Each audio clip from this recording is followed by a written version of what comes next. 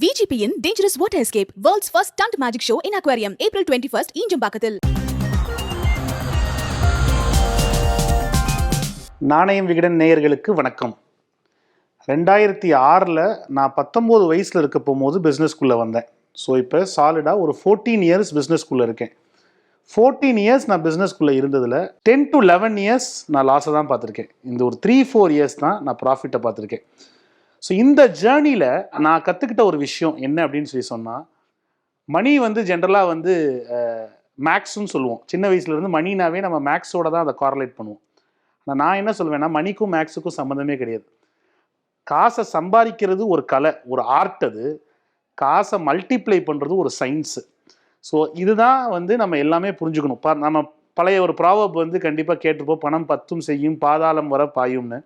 So என்னுடைய ஜேர்னியில் இந்த 11 இயர்ஸ் லாஸ் ஆகி இந்த 3-4 இயர்ஸ் தான் காசு எடுத்திருக்கிறேன் அப்படின்னு இருக்க போகும்போது, அந்த இடத்துல அந்த அனுபவத்தில் எனக்கு ஒரு 10 விஷயந்தான் இந்த மணியை மல்டிப்ளை பண்ணி கொடுத்துச்சு அப்படின்றத ஸ்ட்ராங்காக சொல்ல முடியும். அதை தான் நான் இன்னைக்கு பகிர்ந்துக்கணும்னு நான் நினைக்கிறேன். ஸோ ஃபஸ்ட்டு திங் ஜென்ரலாக இப்போ என்னை யாராவது என்ன பிஸ்னஸ் பண்ணுறீங்க அப்படின்னு சொல்லி கேட்டால், துணி பிஸ்னஸ் பண்ணுறேன் அப்படின்னு நான் சொல்லுவேன். வேறு யாராவது கேட்டால் நான் ஒரு நகை பிஸ்னஸ் பண்ணுறேன், நான் ஒரு ஹார்ட்வேர் பிஸ்னஸ் பண்ணுறேன் அப்படின்னு சொல்லுவாங்க. ஆனால் நான் இப்பயும் சொல்கிறேன், நம்ம அது நேச்சர் ஆஃப் பிஸ்னஸ்ன்னு சொல்லலாம், இல்லை எந்த ப்ராடக்டை வச்சு பிஸ்னஸ் பண்ணுறோன்றது கேட்குறதுக்கு தான் நம்ம அந்த பொருளை சொல்லணும்.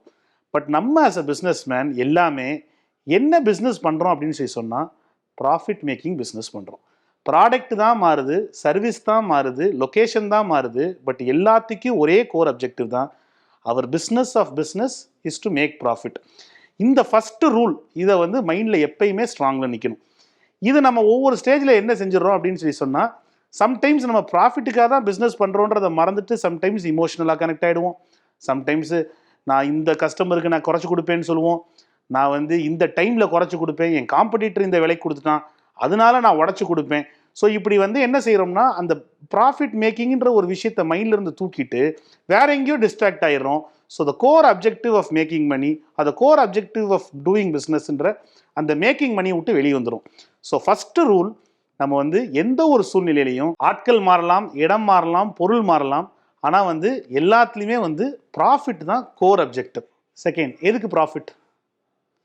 இந்த இடத்துலையும் நம்ம கிளாரிட்டி சம்டைம்ஸ் மிஸ் பண்ணிவிடுவோம். Generally who is a profit making company? இப்போ ஒரு எக்ஸாம்பிள், என்னுடைய கம்பெனியில் லாஸ்ட் இயர் ஒரு ஃபயர் ஆக்சிடென்ட் நடந்துருச்சு. அதில் எனக்கு ஒரு ஹியூஜ் லாஸ் ஆச்சு. அப்போ நான் லாஸ் மேக்கிங் கம்பெனியா, ப்ராஃபிட் மேக்கிங் கம்பெனியா? சரி, நான் போன மாதம் தீபாவளி மாதம் ஓஹோன்னு எங்களுக்கு வியாபாரம் நடந்துருச்சு. அப்போ ஒரு மாதம் 10 மாதம் நடக்கக்கூடிய வியாபாரம் ஒரு மாதம் நடந்துருச்சு. அப்போ நான் ப்ராஃபிட் மேக்கிங் கம்பெனியா, லாஸ் மேக்கிங் கம்பெனியா? So as a business person நம்ம புரிஞ்சிக்க வேண்டியது என்னென்னா, எல்லா பிஸ்னஸ்லேயும் ப்ராஃபிட்டும் வரும், லாஸும் வரும். At the end of the year or end of the period, லாஸை விட ப்ராஃபிட் கூட இருந்தால் அது ப்ராஃபிட் மேக்கிங் கம்பெனி, ப்ராஃபிட்டோட லாஸ் கூட இருந்தால் அது லாஸ் மேக்கிங் கம்பெனி. ஸோ என் பிஸ்னஸில் லாஸாக வருதுன்னு யாரும் சொல்லவும் முடியாது, என் பிஸ்னஸில் ப்ராஃபிட்டாக வருதுன்னு யாரும் சொல்லவே முடியாது. ஸோ நம்ம எப்படி லாஸை விட ப்ராஃபிட்டை நம்ம கூட்டுறோமோ, ஸோ அந்த ப்ராஃபிட்டோட லிவரேஜை எப்படி நம்ம கூட்டிக்கிட்டே போகிறோமோ அப்போ தான் நம்ம ப்ராஃபிட்டபிள் கம்பெனி ஆக முடியும். ஸோ அதனால் ஒய் ப்ராஃபிட்டுன்ற இருக்க போகும்போது எப்போ ப்ராஃபிட்டை பார்த்தாலும் நம்ம அதுக்கான ரியாக்ஷன் என்னென்னா, this is for the future loss. பின்னாடி லாஸ் நடக்கலை, இன்றைக்கி ப்ராஃபிட் எடுத்துட்டோம், இன்றைக்கி ப்ராஃபிட் வந்திருக்கு, நாளைக்கு லாஸ் வரும்னு நம்ம எதிர்பார்த்துட்டே தான் அந்த ப்ராஃபிட்டை பார்க்கணும். அந்த கண்ணோட்டம் profit is for the future லாஸ்ன்ற மைண்ட் செட்டில் தான் இருக்கணும். கொரோனா மாதிரி டைமிங்கில் நம்மளுக்கு அன்டியூ சர்க்கம்ஸ்டன்சஸ் வரப்போகும்போது அந்த இடத்துல இப்போ நம்ம எப்பயுமே ப்ராஃபிட்டை பார்த்தா சந்தோஷப்பட போகும்போது, லாஸை பார்க்கும்போது அதை அக்செப்ட் பண்ணக்கூடிய மனப்பான்மை நிறைய ஆண்டர்ப்ரனர்ஸ்க்கு இல்லாதனால தான் அந்த இடத்துல ஃபெயிலியர் ஆகிடுறதுனால, எப்பயுமே அந்த ப்ராஃபிட்டை ஃபியூச்சர் லாஸுக்கு நம்ம அந்த பார்வையில் இருந்துக்கிட்டே இருந்தோம் அப்படின்னு சொன்னால், எனி அன்டியூ சர்க்கம்ஸ்டன்சஸ் நம்ம அதை ஃபேஸ் பண்ண முடியும். எனக்கு நல்ல ஞாபகம் இருக்குது ஒரு இன்சிடெண்ட். கோவிட் ஆரம்பித்த புதுசில் நாங்கள் எல்லாம் ஒரு நிறைய ரீட்டைலர்ஸ் சேர்ந்து ஒரு அசோசியேஷனாக போய் ஒரு பெரிய ஆஃபீஸரை போய் நாங்கள் சந்திக்கிறோம். அப்போ சந்திக்க போகும்போது, இப்படி கடையை சாத்த வச்சுட்டீங்க, இப்படி எங்களுக்கு எப்படி ஆளுகளுக்கு சம்பளம் கொடுக்குறது, எப்படி வாடகை கொடுக்குறது அப்படின்னு சொல்லி அவர்கிட்ட நாங்கள் எடுத்து நாங்கள் சொல்கிறோம். அப்போ சொல்ல போகும்போது, நீங்கள் எல்லாமே இவ்வளோ பெரிய பிஸ்னஸ் பண்ணுறேன்றீங்க, இவ்வளோ பெரிய பிராண்டுன்றீங்க, ஒரு மாதம் கடை க்ளோஸ் ஆனால் உங்களால் சம்பளம் கொடுக்க முடியாது, வாடகை கொடுக்க முடியாதுன்ற அளவுக்கு தான் நீங்கள் இருக்கீங்கன்னா, அப்புறம் இவ்வளோ நாள் நீங்கள் என்ன பிராண்டை க்ரியேட் பண்ணியிருக்கீங்க, என்ன பிஸ்னஸை க்ரியேட் பண்ணியிருக்கீங்கன்னு ஒரு கேள்வி கேட்டார். அப்போ அந்த நொடி தான் வந்து மைண்டில் வந்து எனக்கு ஃப்ளிக் ஆச்சு. கரெக்டான கேள்வி, அதில் எந்த தப்புமே இல்லை. நம்ம இவ்வளோ பெரிய பிஸ்னஸ் பண்ணுறோன்றோம், ஒரு மாதம் ஸ்டக் ஆகுதுன்னா அதனால நம்மளை ஹேண்டில் பண்ண முடியல அப்படின்னு சொன்னால் நம்ம எந்த ஒரு சூழ்நிலையும் ஹேண்டில் பண்ண முடியாமல் போயிடும். ஸோ அதனால தான் எப்பயுமே ப்ராஃபிட் இஸ் ஃபார் ஃபியூச்சர் லாஸ்ன்ற மைண்ட் செட்லேயே தான் நம்ம இருக்கணும். நம்பர் 3, ஓகே, அடுத்து ப்ராஃபிட் வந்துருச்சு, எதுக்கு ப்ராஃபிட்னு தயாராகிட்டோம்.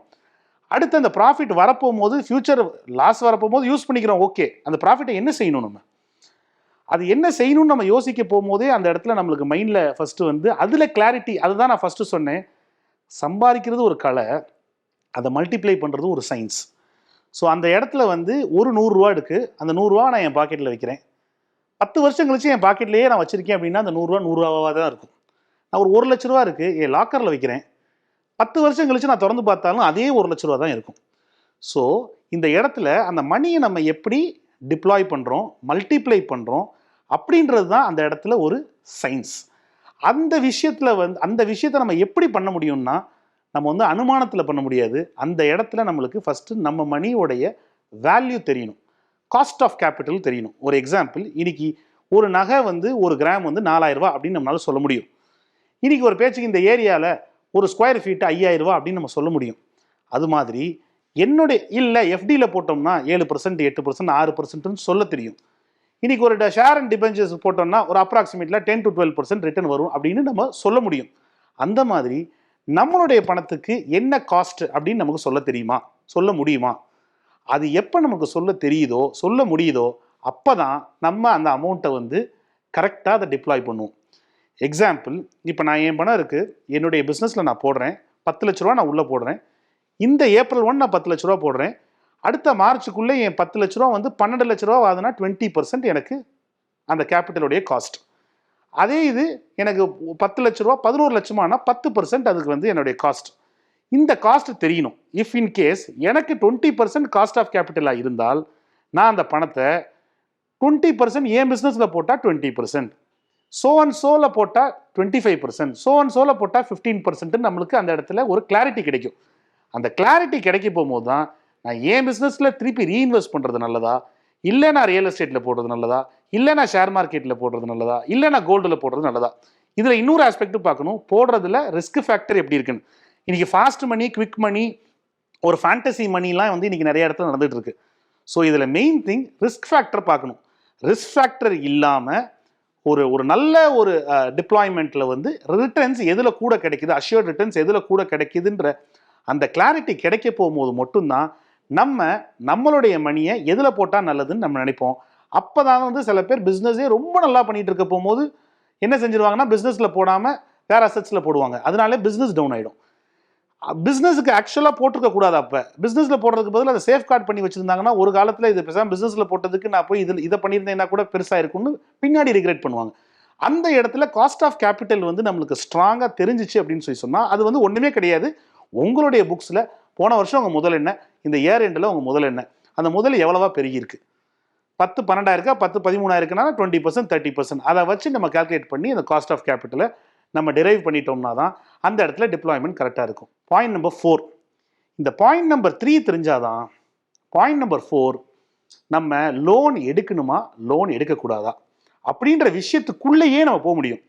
இன்னைக்கு எக்ஸாம்பிள், பேங்க் வந்து இன்னைக்கு சில பேருக்கு 10% தராங்க, 12% தராங்க, 13% தராங்கன்னா நம்மளுடைய காஸ்ட் ஆஃப் கேபிட்டல் எவ்வளோன்னு தெரிஞ்சதுக்கு அப்புறம் தான் நம்ம லோனுக்குள்ளே போகிறதா இல்லைன்னு முடிவு பண்ண முடியும்.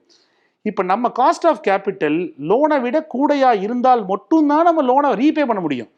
இப்போ காஸ்ட் ஆஃப் கேபிட்டல் நம்மளே 8% 9% எடுத்துட்டு லோனை 12-13% வட்டிக்கு வாங்கிட்டோம்னா நம்ம இன்னும் தான் பாதாளத்துக்கு போயிடுவோம், இன்னும் தான் லாஸ் ஆகிடுவோம். ஸோ இந்த இடத்துல லோன் எடுக்க போகும்போது இந்த ஃபேக்டர் தெரியாமல் இருந்ததுன்னா நம்ம லோன் எடுக்கிறது பெரிய பிளண்டர் ஆகிடும் நம்ம பிஸ்னஸ்க்கு. ஸோ அதுக்காக கண்டிப்பாக நம்மளுக்கு காஸ்ட் ஆஃப் கேபிட்டல் தெரியணும். அண்ட் லோன் எடுக்கணும் அப்படின்னு முடிவு பண்ண போகும்போது ஃபஸ்ட்டு திங், கேபிட்டல் இன்டென்சிவ் பிஸ்னஸாக இருந்தால் மட்டுமே லோனில் போகிறது அட்வைசபிள். அதையும் நான் என்ன இப்போ நாங்களாம் ஒரு ப்ராடக்ட் ட்ரேடிங் பிஸ்னஸில் இருக்கிறோம். அதாவது ஒரு பொருளை வாங்கி பொருளை விற்கிறோம். அந்த இடத்துல எங்களுடைய கேம் எல்லாமே ப்ராடக்டில் தான் இருக்குது. இப்போ நான் ஒரு பேச்சுக்கு நான் ஒரு ப்ராடக்டை வாங்கி நான் விற்கிறேன். அதுக்கு எனக்கு ஒரு இடம் தேவை, அதுக்கு ஒரு வாடகை, அதுக்கு ஒரு 10 ஆட்கள் தேவை, அதுக்கு சம்பளம், அதுக்கு 10 லைட்டு தேவை, அதுக்கு ஈபி. இந்த மாதிரி வந்து எனக்கு வந்து ஆப்ரேட்டிங் எக்ஸ்பென்சஸ் இருக்குது. அந்த ப்ராடக்ட் மேலே நான் கேம் ஓட்டுறேன் அப்படின்ற போகும்போது எனக்கு பெரிய கேபிட்டல் எனக்கு அந்த இடத்துல தேவைப்படாது. ஏன்னா அந்த இடத்துல கேபிட்டல் இன்டென்சிவ்னஸ் இல்லை. இன்னொன்று இருக்கும், நான் ஒரு பெரிய ஃபேக்ட்ரி போடணும், ஒரு பிளான்ட் போடணும், அந்த இடத்துல நான் அப்படி போட்டு ப்ரொடக்ஷன் பண்ணால் மட்டுமே இந்த ப்ராடக்ட்டை நான் இப்படி எடுக்க முடியும் அப்படின்னு சொன்னால் அதில் 3 விஷயம் நம்ம பார்க்கணும். ஃபஸ்ட்டு, நம்மளுக்கு அந்த இடத்துல அந்த ப்ராடக்ட்டுக்கு கண்டிப்பான முறையில் மார்க்கெட் இருக்குது. அந்த கண்டிப்பான மார்க்கெட்டுக்கு கண்டிப்பாக ஒரு பையர் இருக்காங்க. அந்த பையர் கண்டிப்பாக ஒரு ப்ராஃபிட்டபுளான ஒரு ரேட்டில் தான் நம்மள்ட்ட இருந்து வாங்குறாங்க. அந்த பேமெண்ட் நம்மளுக்கு ஆன் டைமில் வந்துடுது. இந்த 4மே கரெக்டாக இருந்தால் மட்டுமே அந்த கேபிட்டல் இன்டென்சிவ் பிஸ்னஸ்க்குள்ளே நம்ம போகணும். ஏன்னா அந்த அதுக்கு மேலே தான் நம்ம பந்தயத்தை நம்ம கட்டுறோம். அதுக்காக நம்ம லோனை வாங்குகிறோம். ஸோ லோனை வாங்குற போதே நம்மளுக்கு அந்த 4 ஷியூரிட்டி நம்மளுக்கு இருந்தால் மட்டுமே அதில் வந்து நம்ம இன்வெஸ்ட் பண்ணலாம். இன்வெஸ்ட் பண்ண போகும்போது அந்த ரிட்டர்ன்ஸை நம்ம எடுக்க முடியும். ஸோ இந்த கிளாரிட்டியுமே நம்மளுக்கு வந்து அந்த நேச்சர் ஆஃப் பிஸ்னஸ்க்கு மாறும். நான் பல வீடியோவில் சொல்லியிருக்கேன். ஸோ எங்களே மாதிரி பிஸ்னஸுக்கு லோன் ப்ரிஃபரபிள் பண்ண மாட்டோம். Capital wherein the sale is assured, wherein the profit is assured, wherein the payment is assured, wherein the buyer is assured. இந்த 4 விஷயத்துல இருக்கு. அந்த இடத்துல ஃபண்டு மட்டும் இருந்தால் இது 4 நடந்துரும் அப்படின்னா மட்டும்தான் நம்ம அந்த அஷ்யூரிட்டி வச்சு லோன் போகணுமே ஒழிய, இந்த கிளாரிட்டி இல்லாமல் நம்ம லோனுக்குள்ளே போகும்போது தேவையில்லாமல் அந்த அமௌண்ட் போய் டெட் அசட்ஸில் போய் நிற்கும். தேவையில்லாமல் நம்மளுடைய ப்ரீவியஸ் லாஸஸை ரெக்கவர் பண்ணுறதுக்கும் ப்ரீவியஸ் டெட்ஸை ரெக்கவர் பண்ணுறதுக்காகவும் நம்ம லோனை வாங்கிடுவோம். ஸோ அதனால அந்த இடத்துல லோனே வந்து நம்மளே பின்னாடி தள்ளிடும். ஸோ இந்த இடத்துல வந்து காஸ்ட் ஆஃப் கேபிட்டல் தெரிய போகும்போது மட்டும்தான் நம்மளுக்கு லோனோட கிளாரிட்டி நம்மளுக்கு கிடைக்கும். பாயிண்ட் நம்பர் 5, நான் வந்து ஒரு ஒரு ஒரு பெரிய ஒரு டேர்ன் அரவுண்ட் மேனேஜ்மெண்ட் அப்படின்றதுல இந்தியாவிலேயே டாக்டரேட் பண்ண ஒரு நபரை நான் சந்தித்தேன். அப்போ சந்திக்க போகும்போது அவர் கேட்டார், நீங்கள் என்ன டேர்ன் ஓவர் பண்ணுறீங்க அப்படின்னு கேட்டார். நாங்கள் ஒரு 60 crores பண்ணுறோம் அப்படின்னு சொன்னோம். அதில் உங்களுடைய கிராஸ் ப்ராஃபிட் என்னன்னு கேட்டார். நாங்கள் ஒரு 10% பண்ணுவோம் அப்படின்னு சொன்னேன். அப்போ இனிமேல் நீங்கள் 60 crores சொல்லாதீங்க. நீங்கள் ஒரு ப்ராடக்டை வாங்கி ப்ராடக்டை விற்கிறீங்க. நீங்கள் வந்து உங்களுடைய ரோலே வந்து அந்த 10%ல தான் இருக்குது. ஸோ அந்த இடத்துல நீங்கள் இத்தனை பேர் இத்தனை கடையை போட்டு இத்தனை ஆள் சேர்ந்து இத்தனை டீம் போய் இவ்வளவும் நீங்கள் பண்ணுறது அந்த 10% அந்த வேல்யூ. ஏன்னா ஒரு பேச்சுக்கு 60 கோடினா 10% ஜிபியாக இருந்தால் 54 கோடி வந்து ப்ராடக்டாக வந்துடுது. அது யாரோ உற்பத்தி பண்ணுறாங்க, யாரோ அமுச்சு விட்றாங்க அப்படி ப்ராடக்டாக. அந்த 6 கோடி மேலே தான் இத்தனை பேர் நாங்கள் ஓடுறோம். ஸோ நீங்கள் இந்த டேர்ன் ஓவரை பார்க்காதீங்க, இந்த 6 கோடி தான் உங்கள் கேமே அப்படின்னு சொன்னார். அது வந்து என் மைண்டை வந்து ரொம்ப ஸ்ட்ராங்காக என் மைண்டில் பதிஞ்சிச்சு. ஸோ நம்ம ப்ராடக்ட் செல்லிங் பண்ண போகும்போது நம்ம டேர்ன் ஓவர் பேஸில் நான் 10 கோடி பண்ணுறேன், 100 கோடி பண்ணுறேன், 1000 கோடி பண்ணுறேன், அதில் நம்ம வேல்யூ எங்கே போடுறோம்? நம்மளுடைய வேல்யூ, நம்மளுடைய ரோல் எல்லாமே அந்த ஜிபியில் மட்டும்தான் இருக்குது. ஸோ நம்மளுடைய ரோல் வந்து எங்கே இருக்குது? அந்த 10%க்குள்ளே தான் இருக்குது. ஸோ இன்னைக்கு காம்படிட்டர் இதை செஞ்சுட்டாரு, இல்லை இன்னொருத்தவங்க அதை செஞ்சுட்டாங்க, அவங்க பிஸ்னஸ் என் பக்கத்து கடைக்காரங்க இப்படி செஞ்சுட்டாங்க, அதுக்காக நான் இதை செய்கிறேன் அப்படின்னு நம்மளால எதுவுமே செய்ய முடியாது. அவங்களுக்கு எவ்வளோ மார்ஜின் இருக்குது, ஜிபி இருக்குதுன்னு நம்மளுக்கு தெரியாது. நம்மளுக்கு எவ்வளோ ஜிபி இருக்குதுன்னு நம்மளுக்கு மட்டும் தான் தெரியும். ஸோ இந்த 10%க்குள்ளே கேம்னா அந்த 10%க்குள்ளே தான் நம்ம எக்ஸ்பென்சஸ் பண்ணணும், அந்த 10%க்குள்ளே தான் ப்ராஃபிட் எடுக்கணும், அந்த 10%க்குள்ளே தான் நம்ம பர்சனல் செலவு எடுக்கணும், 10%க்குள்ளே தான் அதுலேருந்து சம்பாதிக்கிறத வச்சு தான் நம்ம வந்து அடுத்த ரீஇன்வெஸ்ட்மெண்ட் பண்ணணும், நான் அடுத்த எக்ஸ்பேன்ஷன் பண்ணணும். இத்தனை கேமுமே இதுக்குள்ளே தான் இருக்குது. ஸோ இந்த கிளாரிட்டி என் மைண்டில் இல்லைன்னா இதுக்குள்ளே தான் நான் எக்ஸ்பென்சஸும் பண்ண முடியும். ஸோ பக்கத்தில் ஒருத்தவர் இப்படி செய்கிறாரேன்றதுக்காக நான் இதை செய்ய முடியாது, நான் இப்படி செஞ்சுட்டேனேன்றதுக்காக இன்னொருத்தவர் என்னை பார்த்தும் செய்யக்கூடாது. ஸோ எனக்கு எவ்வளோ ஜிபி கிடைக்குதோ அதில் தான் நான் எக்ஸ்பென்சஸ் பண்ணி அதை மீறி நான் எனக்கு என்னோட ப்ராஃபிட் எடுக்கணும். ஸோ அதனால அந்த இடத்துல எக்ஸ்பென்சஸ் எவ்வளோ ஷ்ரிங்க் பண்ணுறோமோ, இன்றைய காலத்தில் ட்ரேடிங்கில் சேலில் சம்பாதிக்கவே முடியாது. இன்றைக்கி எதில் சம்பாதிக்கலாம்னா பர்ச்சேஸில் சம்பாதிக்கலாம், இல்லை எக்ஸ்பென்சஸ் கண்ட்ரோலில் தான் சம்பாதிக்கலாம். சேலில் இன்னைக்கு வந்து நார்மலாக இன்றைக்கி கஸ்டமர்ஸுக்கெல்லாம் என்ன வேலைன்றது காமன் மார்க்கெட் ஆகிடுச்சு. இன்றைக்கி பொதுச்சந்தை தான் இன்றைக்கி. ஸோ சேலில் பெருசாலாம் ரேட்டை வந்து வச்சுலாம் சம்பாதிக்கவே முடியாது. ஸோ பர்ச்சேஸை ஸ்ட்ரென்தன் பண்ணணும், எக்ஸ்பென்சஸை ஷ்ரிங்க் பண்ணணும். அப்போ அந்த மீதி இருக்கிற அமௌண்ட் நம்மளுக்கான ப்ராஃபிட். ஸோ அதுக்குள்ளே அந்த கேம் பண்ணணும் அப்படின்னு சொன்னால் எக்ஸ்பென்சஸை எவ்வளோ ஷ்ரிங்க் பண்ணுறோமோ அவ்வளோ நம்மளால் ப்ராஃபிட் எடுக்க முடியும். ஸோ இது ஒரு ஸ்ட்ராங்கான பாயிண்ட் நம்பர் 5. இதுவரை 5 பாயிண்ட் நம்ம பேசியிருக்கோம். அடுத்த 5 பாயிண்ட் இதுக்கு அடுத்து வர வீடியோவில் நான் ஷேர் பண்ண போகிறேன். கண்டிப்பாக ஸ்டே டியூன்ட். அந்த 5 பாயிண்ட்டையும் மிஸ் பண்ணிடாதீங்க. 10 வழிகள் பணம் 10 செய்யும். VGPயின் Dangerous Water Escape, World's First Stunt Magic Show in Aquarium, April 21st, ஈஞ்சம்பாக்கத்தில் மாலை 5 மணி அளவில். Don't miss the magic.